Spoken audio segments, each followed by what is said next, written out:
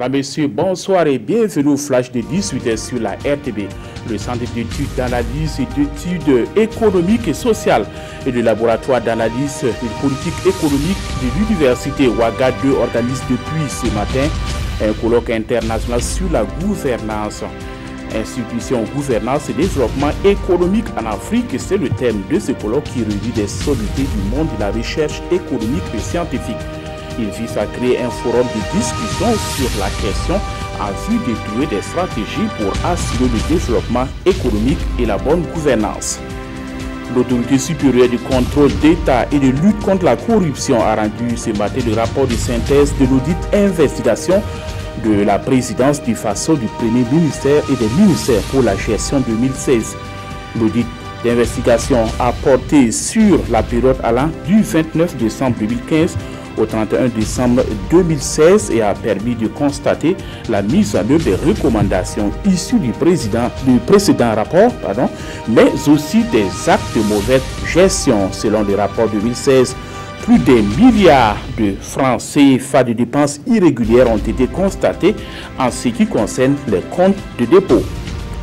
Les premières dames d'Afrique de l'Ouest et du Sahel étaient en conférence hier à Abidjan, en Côte d'Ivoire. À cette occasion, elles se sont engagées à soutenir le projet d'autonomisation des femmes dans le Sahel. L'épouse du chef de l'État burkinabé Sika Kaboré, qui a participé aux travaux, s'est engagée à œuvrer pour l'autonomisation des femmes burkinabées afin qu'elles participent à la transformation structurelle de l'économie nationale. Les députés du caucus genre de l'Assemblée nationale du Burkina se forment depuis ce matin à l'hémicycle sur le dividende démographique. L'objectif de cette formation est de susciter l'adhésion des parlementaires aux objectifs de maîtrise de la croissance démographique pour un développement humain durable. L'INSD, l'Institut national des statistiques et de la démographie, vient de publier les résultats d'une enquête sur le secteur de l'orpaillage au Burkina. Cette enquête a permis de dénombrer 438 sites de production artisanale d'or et 10 sites semi-mécanisés. Selon cette enquête, la quantité d'or produite dans ces sites s'élève à 9 tonnes avec recettes de 230 milliards de francs CFA. Le nombre de personnes travaillant dans l'orpaillage est estimé à plus de 140 000 au premier trimestre de 2017. Au Kenya, une des principales responsables de la IEBC, la commission électorale, a jeté l'éponge mercredi.